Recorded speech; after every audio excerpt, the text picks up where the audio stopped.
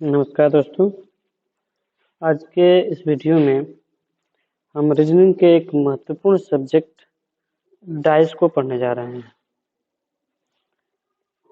Dice dice means पासा। Dice को बहुत ही आसान तरीके से हम पढ़ेंगे। हालांकि बहुत सारे लॉजिकल रीजनिंग हैं जो बहुत ही ज़रूरी होते हैं उन लोगों को जिनकी तर्क शक्ति को और मजबूत करना है। तो तर्क शक्ति को मजबूत करने के लिए रीजनिंग बहुत ज़रूरी है। डाइस के अलावा क्लॉक, क्लासिफिकेशन मीन्स समानता, वर्गीकरण, एनालॉजी, समानता, series number, coding decoding,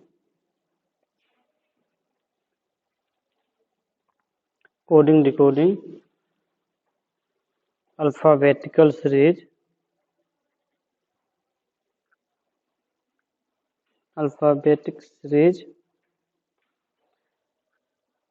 jumbling, blood relation,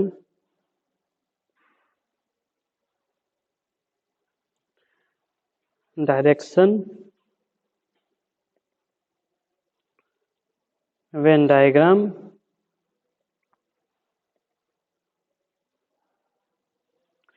puzzle,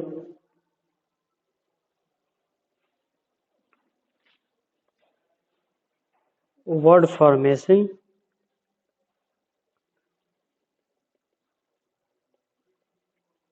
इत्यादि बहुत सारे चैप्टर हैं जिनमें से हम आज पढ़ेंगे डाइस मीन्स पासा। दोस्तों, डाइस मीन्स पासा जरूरी नहीं है कि सारी भुजाएं इसकी बराबर हों।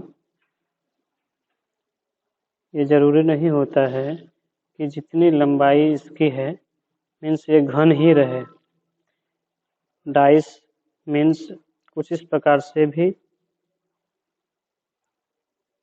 बना हुआ डाइस पासा कहलाता है, जिसकी चारों भुजाएं बराबर नहीं होती हैं। ठीक है, सबसे पहले हम जानेंगे आज कि डाइस में क्या क्या चीजें होती हैं। जैसे यहाँ पे आप देख पा रहे हैं कि एक डाइस है और इसमें 4 भुजाएं इधर दिख रही हैं, नीचे भी कुछ भुजाएं दिख रही हैं। कुल मिलाकर के जो लाइनें हैं, जो किनारे हैं, किनारा इसका है, किनारा कॉर्नर, वो होते हैं, सॉरी, जो लाइनें होती हैं ये होते हैं 12 होते हैं। और जो सरफेस होता है, ये जो सरफेस है जिसमें 1 2 3 हम अंक टाइप करते हैं, इसको जब हम गिनेंगे तो इसकी संख्या होती है 1 से 6 तक। ओके, और जो कॉर्नर होता है, ये कॉर्नर, इन कॉर्नरों की संख्या होती है दोस्तों 8 कॉर्नर होते हैं। ओके, सबसे इम्पोर्टेंट याद कर रखने वाली बातें ये होती हैं कि हम डाइस में सबसे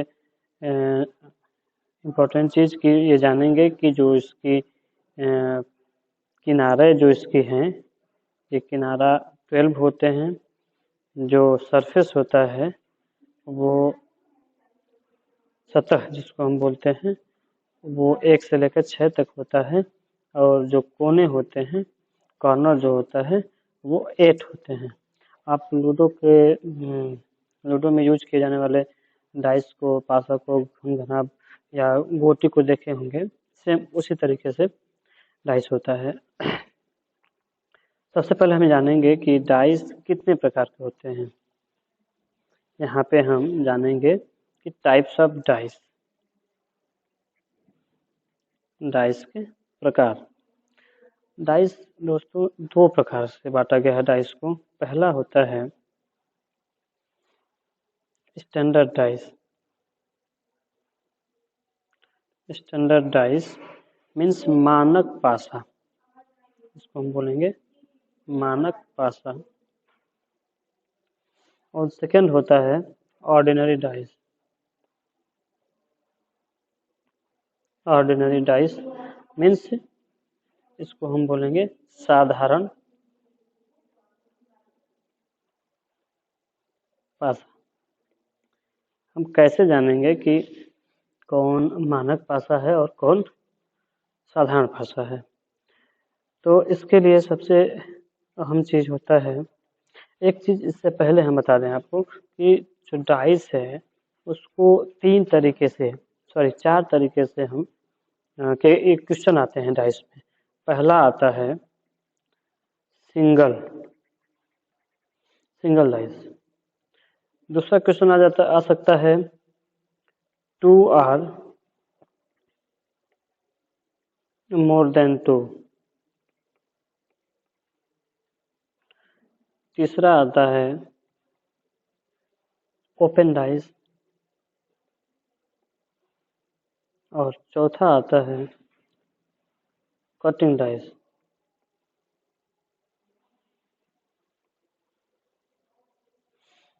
तो अभी हम सिंगल डाइस पढ़ रहे हैं। सिंगल डाइस हम स्टार्टिंग में जानेंगे। देख पा रहे हैं आप, ये एक डाइस है और इस डाइस में 3 सतह दिखाई देते हैं।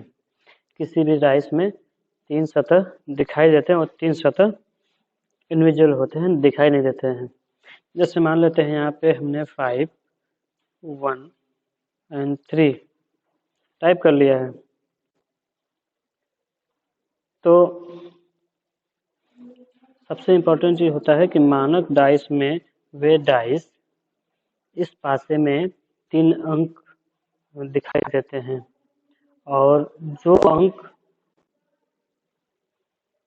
इनके बाद में होगा वो विपरीत होगा उनके। जैसे 5, 3, 1 है, 5, 3, 1 है तो बचेगा 6, 4 एंड 2। तो ये तीनों का 5, 3 एंड 1 का ये तीनों विपरीत होंगे। ठीक है, इसमें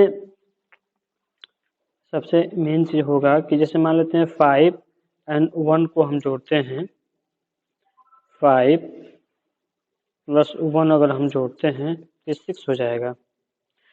यहाँ पे 1 एंड 3 जोड़ेंगे, 1 प्लस 3 अगर हम जोड़ते हैं तो 4 हो जाता है। और यदि हम 5 प्लस 3 जोड़ देते हैं तो 8 हो जाता है। लेकिन यहाँ पे ऐसा नहीं होना चाहिए। जिस पासा में जो उसके समान स्तर पे रखी हुई जो स्लाइडें होती हैं, जैसे जो निकटवर्ती अंक होते हैं वो अगर बराबर 7 के बराबर नहीं होते हैं तो समझेंगे हम ये स्टैंडर्ड डाइस है। कौन सा डाइस है? स्टैंडर्ड डाइस है। तो अब देखेंगे हम कि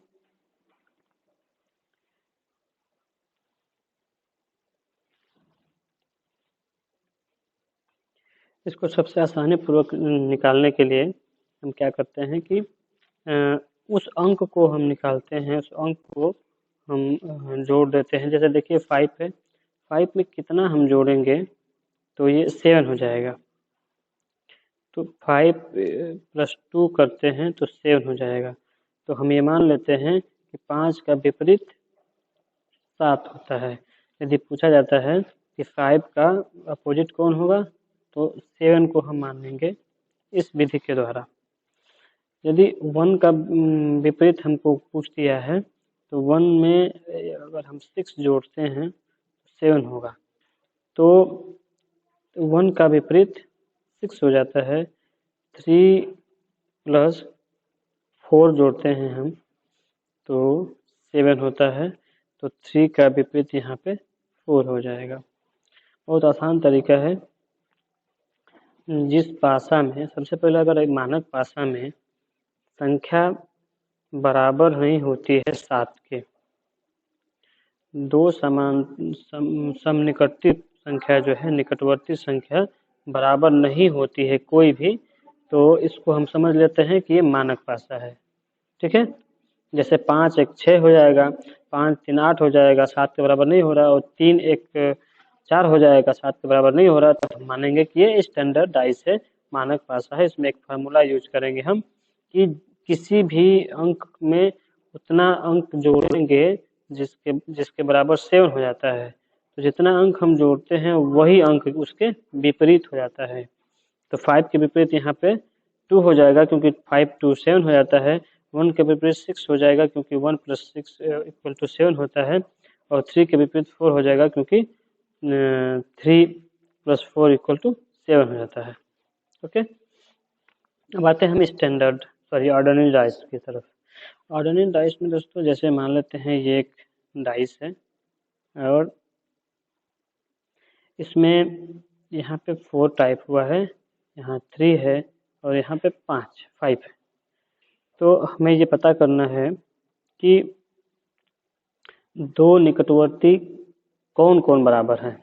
जैसे 4 और 3 = 7 हो गया, यहीं पे 4 = 3, 4 + 3 अब 7 हो गया। तो ये कंफर्म है कि ये साधारण भाषा होगा। ठीक है, 5 जरूरी नहीं कि दोनों बराबर हो, 5 + 4 = 9 हो जाएगा। तो अब यहाँ पे हम क्या करते हैं कि 4 के विपरीत एंड 3 के एंड 5 के विपरीत कौन कौन अंक हो सकते हैं, या तो अब इसमें इसके छुपी हुई संख्या कौन कौन हो सकती है। 5 3 एंड 5 पहले से है, 4 है, तो यहाँ पे 1 हो सकती है, या फिर 6 हो सकती है, या फिर 2 हो सकता है। तो 4 के विपरीत या 1 होगा, या 6 होगा, या 2 होगा। 3 के विपरीत 1 होगा, या 6 होगा, या 2 होगा। 5 के विपरीत 1 होगा, या 6 होगा, या 2 होगा। तो इसमें से कोई भी हो सकता है। ठीक है, फिर से देखेंगे, जिस डाइस में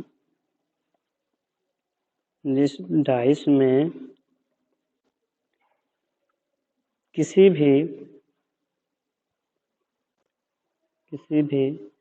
दो निकटवर्ती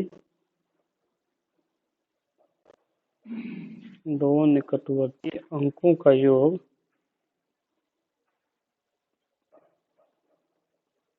योग अगर 7 होता है,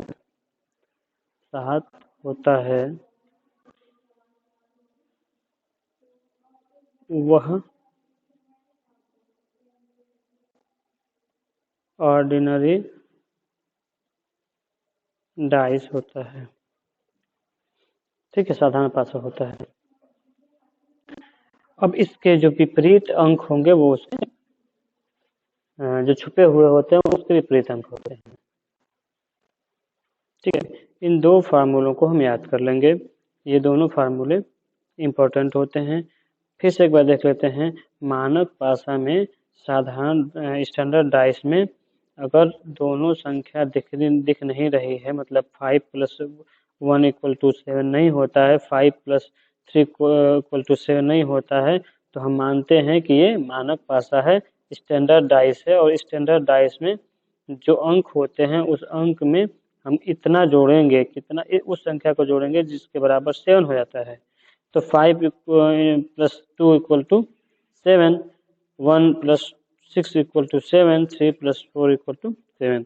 तो अब यहाँ पे 5 के विपरीत अपोजिट 2 हो जाती है, 1 के अपोजिट 6 हो जाएगी, और 3 के अपोजिट 4 हो जाती है, क्योंकि तीनों का अंक यहाँ पे 7 हो चुका है जोड़ने के बाद। यहाँ पे साधारण भाषा में क्या करेंगे हम कि अगर दोनों की संख्या जोड़ने के बाद संख्या बराबर नहीं, 7 के बराबर नहीं होती है, तो हम क्या करेंगे कि उसकी छुपी हुई जो संख्या होती है वो उसके विपरीत हो जाएगी। तो 4 के विपरीत 1 होगा या 6 होगा या 2 होगा। 3 के विपरीत 1 होगा या 6 होगा या 2 होगा, क्योंकि 1 6 और 2 जो है छुपी हुई संख्या होती है जो दिखाई नहीं दे रही है। 5 के विपरीत 1 होगा या 6 होगा या 2 होगा। तो इस दो फार्मूलों को हम सबसे अधिक अच्छी तरीके से लर्न कर लेंगे। आते हैं क्वेश्चन की तरफ। पहला क्वेश्चन है दोस्तों, जैसे मान लेते हैं हमको पता करना है कि डाइस कौन सा है। यहाँ पे हमने एक डाइस तैयार कर दिया है। यहाँ पे हमने 3 लिख दिया, यहाँ 6 लिख दिया, यहाँ 5 लिख दिया। तो सबसे पहले हम जानेंगे कि कौन सा डाइस है। तो यहाँ पे संख्या 7 के बराबर नहीं हो रही दोनों को जोड़ने के बाद। जब 7 के बराबर नहीं होती है तो मैंने बताया है कि ये एक स्टैंडर्ड डाइस होगी, स्टैंडर्ड डाइस होगी। और स्टैंडर्ड डाइस में हम क्या करेंगे कि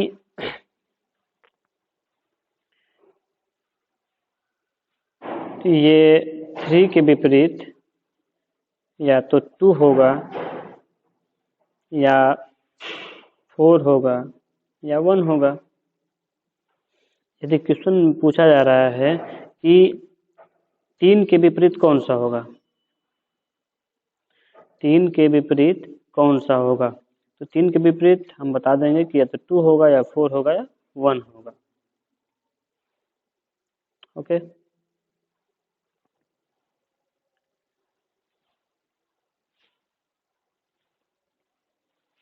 सॉरी, यदि ये स्टैंडर्ड डाइस है तो ये ना हो करके सीधे 3 + 4 = 7। तो 3 के विपरीत 4 होगा, क्योंकि 4 इस पर दिखाई नहीं दे रहा है, बराबर नहीं है, इसलिए इसमें 3 के विपरीत 4 हो जाएगा। ओके, सेकेंड क्वेश्चन है, इस पासे में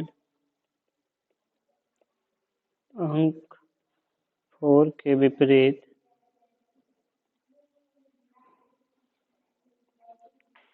कौन होगा। और ये पासा है कुछ इस प्रकार से 3, 5 and 4। ये क्वेश्चन पूछ रहा है कि 4 के विपरीत कौन होगा। तो यहाँ पे हम ये जान जाएंगे कि जैसे 4 and 3 = 7 हो चुका है, तो ये एक जो डाइस है वो ऑर्डिनरी डाइस है,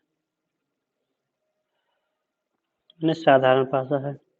और साधारण पासा मैंने बताया है कि अगर 4 के विपरीत पूछ रहा है तो छुपी हुई संख्या कौन कौन हो सकती है। अगर विकल्प में मान लीजिए दे दिया है 1, सेकेंड में दे दिया है 2, थर्ड में दे दिया है 1, 6, 2 और फोर्थ में दे दिया है कोई नहीं, तो इसका आंसर होगा दोस्तों 162, क्योंकि इसमें छुपी हुई संख्या 1 हो सकती है, 6 हो सकती है, 2 हो सकती है, 3 के विपरीत। ओके, चलिए चलते हैं नेक्स्ट क्वेश्चन की तरफ। और नेक्स्ट क्वेश्चन है, जैसे एक पासा है, इसमें 1, 5 और 3 टाइप किया गया है। तो यहाँ पे आप देख पा रहे हैं कि ये भी एक स्टैंडर्ड डाइस होगा, स्टैंडर्ड डाइस होगा। अभी हम सिंगल डाइस पढ़ रहे हैं, इसके बाद हम डबल एंड ट्रिपल डाइस भी पढ़ेंगे एक साथ। तो हम देख पा रहे हैं कि जब ये संख्या बराबर नहीं हो रही है 7 के, कोई भी 5 1 6 3 5 3 8 हो जाता है, 7 के बराबर नहीं है, तो हम क्या करेंगे कि सीधे हमको पता करना है। जैसे मान लेते हैं पूछा जा रहा है कि यहाँ 5 के विपरीत क्या होगा, 5 के विपरीत कौन सा सतह होगा। तो 5 के विपरीत सतह अगर हमको पता करना है तो सीधे 5 में हम अगर 1 जोड़ते हैं 5 प्लस 2 इक्वल टू 7, तो 5 के विपरीत 2 हो जाएगा। यहाँ पे 2 जो है सही आंसर होगा। ओके, नेक्स्ट क्वेश्चन है क्वेश्चन नंबर 4। जैसे एक डाइस है और इसमें 1, 2 एंड 3 लिखा हुआ है। तो दोस्तों ये भी एक स्टैंडर्ड डाइस है, स्टैंडर्ड डाइस ये भी हो जाता है। और इस स्टैंडर्ड डाइस में भी हम उसी फार्मूले को यूज करेंगे, जैसे कि यहाँ पे 3 + 2 = 5 होता है, 3 + 1 = 4 होता है, इसलिए ये स्टैंडर्ड डाइस हो जाती है। और स्टैंडर्ड डाइस में इसके विपरीत, जैसे मान लेते हैं हम क्वेश्चन है हमारा कि 2 के विपरीत कौन सा होगा, 2 के विपरीत कौन सी संख्या होगी।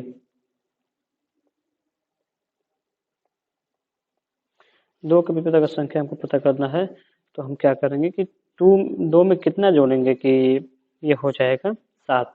2 में हम 5 जोड़ देंगे, तो 2 में जो 5 होता है, ये 5 है, ये जाके आपका विपरीत हो जाएगा, तो आंसर हो जाएगा इसका 5।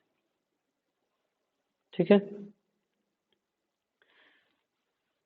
क्वेश्चन अगला है, मान लेते हैं कि ये भी डाइस है और इसमें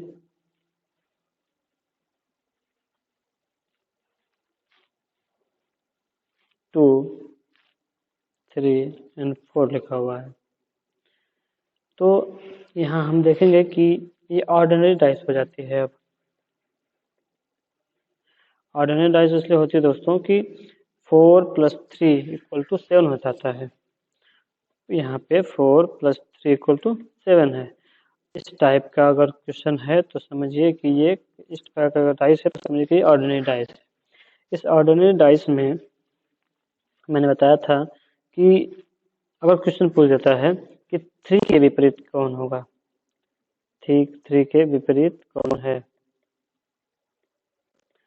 3 के विपरीत अगर पता करना है हमको तो 3 के विपरीत हम क्या करेंगे कि इस परिस्थिति में हम क्या करते हैं कि 3 के विपरीत छुपी हुई संख्या कौन कौन हो सकती है, 1 हो सकती है, 5 हो सकती है, या फिर 6 हो सकती है। तो यहाँ पे आंसर में हम लिख देंगे कि 3 के विपरीत 1 होगा, या 5 होगा, या 6 होगा। ओके, चलते हैं नेक्स्ट क्वेश्चन की तरफ। और नेक्स्ट क्वेश्चन है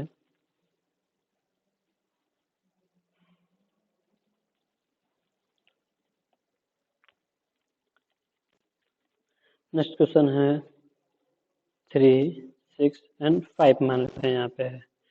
अब क्वेश्चन ये है कि 5 के विपरीत क्या है, 5 के विपरीत क्या होगा।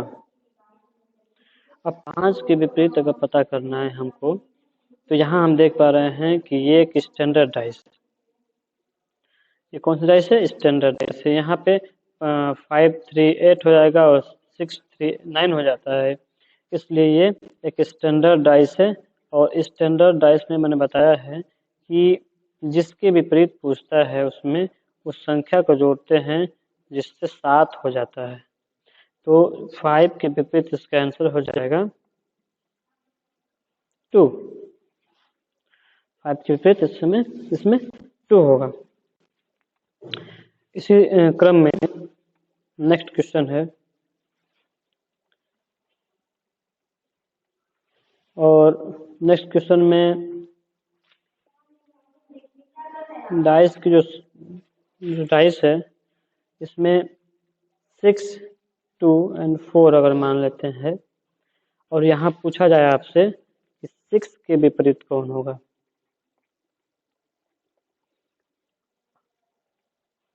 दोस्तों अगर फार्मूला को आप एक बार ध्यान से देख लेते हैं, बिना पेन उठाए बिना पेन की मदद से डाइस को आराम से आप कर सकते हैं।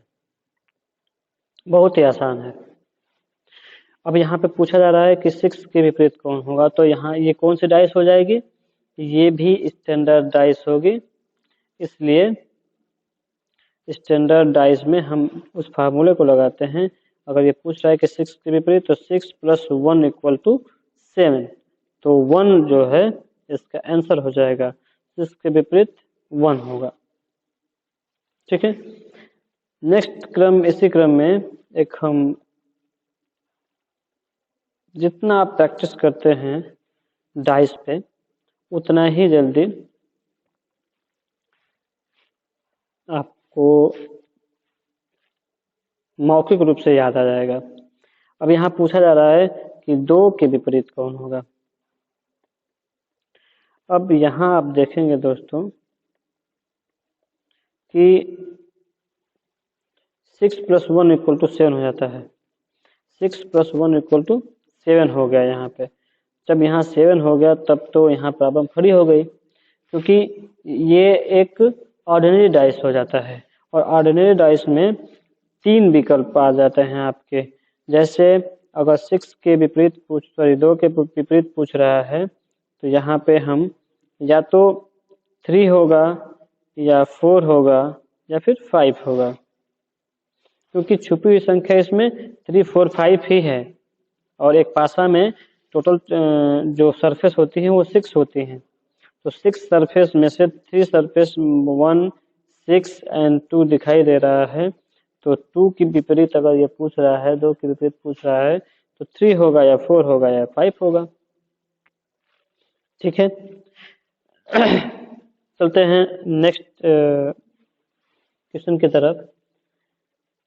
क्वेश्चन है, ये एक डाइस है और इसमें 2, 5, 6 है और पूछा जा रहा है कि 6 के विपरीत कौन होगा।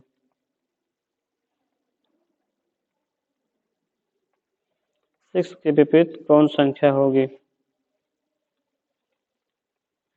तो इसके लिए क्या करेंगे हम, ये भी एक ऑर्डिनरी डाइस है, क्योंकि 5 + 2 = 7 हो जाता है दोस्तों। तो यहाँ पे 6 के विपरीत या तो 3 होगा या 1 होगा या फिर 4 होगा। 6 के विपरीत, क्योंकि छुपी हुई जो संख्या है वो 3 हो सकती है, 1 हो सकती है, 4 हो सकती है। ओके, इस तरीके से बहुत सारे डाइस आपको मिलेंगे। अगले दिन, आज के लिए बस इतना ही। अगले दिन हम 2 dice means standard dice plus 2 and triple dice को भी देखेंगे एक साथ। ठीक है, और अगर आप फार्मूले को ध्यान से देखेंगे, केवल 5 फार्मूले आपको बताए जाएंगे। इन 5 फार्मूलों को ध्यान से आप देख लेंगे तो बिना पेन के आप आराम से डाइस को कर सकते हैं। आज के लिए बस इतना ही। मैं हूँ राजू यादव और आप देख रहे हैं ज्ञान एकेडमी। Thank you.